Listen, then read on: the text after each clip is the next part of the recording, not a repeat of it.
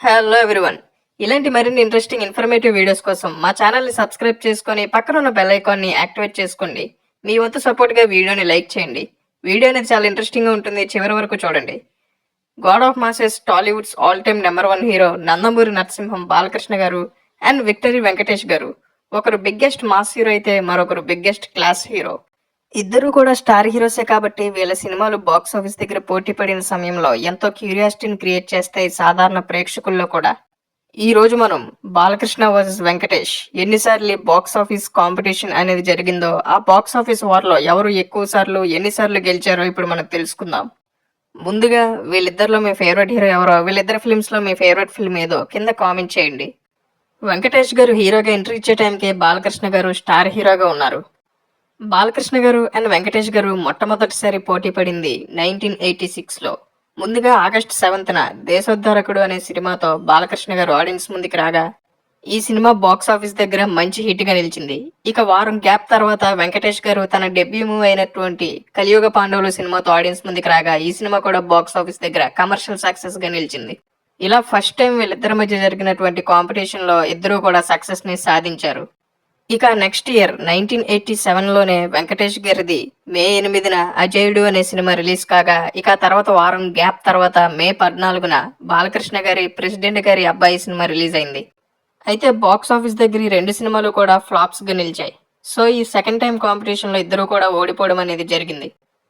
ఇక 1988లో జనవరి 14న వెంకటేష్ గారి రక్త తిలకం సినిమా రిలీజ్ అయింది. ఈ సినిమా బాక్స్ ఆఫీస్ దగ్గర యావరేజ్ గా నిలిచింది. ఇక తర్వాత రోజే జనవరి 15న ఆడియన్స్ ముందుకు వచ్చినటువంటి బాలకృష్ణ గారి ఇన్స్పెక్టర్ ప్రతాప్ సినిమా కూడా బాక్స్ ఆఫీస్ దగ్గర యావరేజ్ గానే నిలిచింది. ఇలా ఈ పోటీలో ఇద్దరు సినిమాలు కూడా బాక్స్ ఆఫీస్ దగ్గర యావరేజ్ సక్సెస్ నే సాధించాయి. ఇక 1989 జూన్ 29న ఒకే రోజు వీళ్ళిద్దరు సినిమాలు కూడా సేమ్ స్టోరీ లైన్ తో బాక్స్ ఆఫీస్ దగ్గర పోటీ పడడం అనేది జరిగింది. ఇది ఆ టైంలో కాంట్రవర్షియల్ గా కూడా నిలిచింది ఈ కాంపిటీషన్. ఒకే రోజు బాలకృష్ణ గారి అశోక చక్రవర్తి అండ్ వెంకటేష్ గారి ధ్రువ నక్షత్రం సినిమాలు బాక్స్ ఆఫీస్ దగ్గర రిలీజ్ అయ్యాయి, పోటీ పడ్డాయి. వీటిల్లో వెంకటేష్ గారి ధ్రువ నక్షత్రం సినిమా బాక్స్ ఆఫీస్ దగ్గర సూపర్ హిట్ గా నిలవగా, బాలకృష్ణ గారి అశోక చక్రవర్తి సినిమా బాక్స్ ఆఫీస్ దగ్గర ఫ్లాప్ గా నిలిచింది. కానీ కలెక్షన్స్ పరంగా బాలకృష్ణ గారి సినిమా మంచిగానే పెర్ఫామ్ చేసింది బాక్స్ ఆఫీస్ దగ్గర. ఇక 1990లో ఏప్రిల్ 17న వెంకటేష్ గారి అగ్గిరాముడు సినిమా రిలీజ్ అయ్యి బాక్స్ ఆఫీస్ దగ్గర ఫ్లాప్ గా నిలవగా, ఆ తర్వాత 1 వీక్ లేటర్ రిలీజ్ అయినటువంటి బాలకృష్ణ గారి నారీ నారీ నడుమ మురారి సినిమా బాక్స్ ఆఫీస్ దగ్గర కమర్షియల్ సక్సెస్ ని సాధించింది. ఈ పోటీలో బాలకృష్ణ గారు గెలవడం అనేది జరిగింది.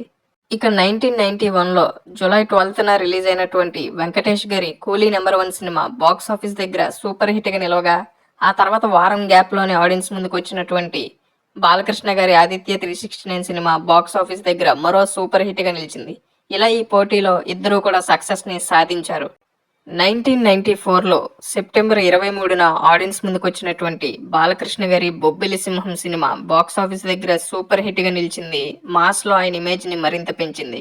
ఇక వారం గ్యాప్ తర్వాత అక్టోబర్ 1న రిలీజ్ అయినటువంటి వెంకటేష్ గారి ముద్దుల ప్రియుడు సినిమా బాక్స్ ఆఫీస్ దగ్గర అట్టర్ ఫ్లాప్ గా నిలిచింది. ఈ పోటీలో ఇద్దరిలో కూడా బాలకృష్ణ గారు సూపర్ సక్సెస్ ని సాధించగా, వెంకటేష్ గారు బాక్స్ ఆఫీస్ దగ్గర ఫెయిల్ అయ్యారు.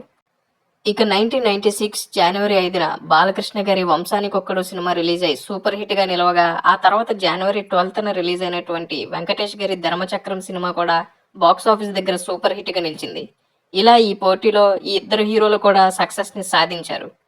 మరి వీటిల్లో మీ ఫేవరెట్ ఫిల్మ్ ఏదో కింద కామెంట్ చేయండి. మళ్ళీ 1996లోనే మేలోనే ఈ ఇద్దరు సినిమాలు కూడా రిలీజ్ అయ్యాయి. ముందుగా బాలకృష్ణ గారి శ్రీ కృష్ణార్జున యుద్ధం సినిమా రిలీజ్ అయ్యి బాక్స్ ఆఫీస్ దగ్గర ఫ్లాప్ గా నిలవగా, ఆ తర్వాత 1 వీక్ గ్యాప్ లోనే మే 22న రిలీజ్ అయినటువంటి వెంకటేష్ గారి ఇంట్లో ఇల్లాలు వంటింట్లో ప్రియురాలు సినిమా బాక్స్ ఆఫీస్ దగ్గర బ్లాక్ బస్టర్ హిట్ గా నిలిచింది. ఈ పోటీలో వెంకటేష్ గారు సూపర్ సక్సెస్ ని సాధించగా, బాలకృష్ణ గారు ఫెయిల్ అవ్వాల్సి వచ్చింది. మరి ఈ పోటీపై మీ ఒపీనియన్ అండ్ వీటిలో మీ ఫేవరెట్ ఫిల్మ్ ఏదో కింద కామెంట్ చేయండి. ఇక 1997 జనవరి 10న రిలీజ్ అయినటువంటి వెంకటేష్ గారి చిన్నబ్బాయి సినిమా బాక్స్ ఆఫీస్ దగ్గర ఫ్లాప్ గా నిలవగా, ఆ తర్వాత రోజు ఆడియన్స్ ముందుకు వచ్చినటువంటి బాలకృష్ణ గారి పెద్దన్నయ్య సినిమా బాక్స్ ఆఫీస్ దగ్గర సూపర్ హిట్ గా నిలిచింది. ఈ పోటీలో బాలకృష్ణ గారు సూపర్ సక్సెస్ ని సాధించగా, వెంకటేష్ గారు ఫెయిల్ అవ్వాల్సి వచ్చింది. మరి దీనిపై మీ ఒపీనియన్ ని, ఈ రెండు ఫిల్మ్స్ లో మీ ఫేవరెట్ ఫిల్మ్ ఏదో కింద కామెంట్ చేయండి. ఇక 1997లోనే అక్టోబర్ 9న రిలీజ్ అయినటువంటి పెళ్లి చేసుకుందాం సినిమా సూపర్ హిట్ గా నిలవగా 2 వారాల గ్యాప్ లో ఆడియన్స్ ముందుకు వచ్చినటువంటి బాలకృష్ణ గారి దేవుడు సినిమా బాక్స్ ఆఫీస్ దగ్గర బిగ్గెస్ట్ ఫ్లాప్ గా నిలిచింది. ఈ 2 ఫిల్మ్స్ లో మీ ఫేవరెట్ ఫిల్మ్ ఏదో కింద కామెంట్ చేయండి. ఈ విధంగా ఈ పోటీలో వీళ్ళిద్దరిలో కూడా వెంకటేష్ గారు సూపర్ సక్సెస్ ని సాధించగా బాలకృష్ణ గారు ఫెయిల్ అయ్యారు. ఇక ఆ తర్వాత 2000లో సంక్రాంతి సీజన్లో వీళ్ళిద్దరూ కూడా బాక్స్ ఆఫీస్ దగ్గర బిగ్గెస్ట్ కాంపిటీషన్కి తెరలేపారు.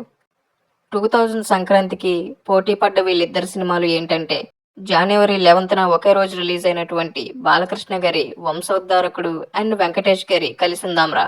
వీటిల్లో బాలకృష్ణ గారి వంశోద్ధారకుడు సినిమా బాక్స్ ఆఫీస్ దగ్గర బిగ్గెస్ట్ ఫ్లాప్ గా నిలవగా కలిసిందాంరా సినిమా బాక్స్ ఆఫీస్ దగ్గర బిగ్గెస్ట్ బ్లాక్ బస్టర్ హిట్ గా నిలిచింది. ఈ విధంగా ఈ 2000 సంక్రాంతికి జరిగినటువంటి పోటీలో వెంకటేష్ గారు సూపర్ సక్సెస్ ని సాధించగా బాలకృష్ణ గారు హ్యూజ్ ఫెయిల్యూర్ ని దక్కించుకున్నారు. కలిసిందాంరా సినిమా ఈ పోటీలో బిగ్గెస్ట్ బ్లాక్ బస్టర్ హిట్ గా నిలిచింది. మరి ఈ పోటీపై మీ ఒపీనియన్ ని వీటిలో మీ ఫేవరెట్ ఫిల్మ్ ఏదో కింద కామెంట్ చేయండి. ఇక 2001 సంక్రాంతికి వీళ్ళిద్దరూ కూడా బీభత్సమైనటువంటి బాక్స్ ఆఫీస్ కాంపిటీషన్ ని ఫేస్ చేశారు.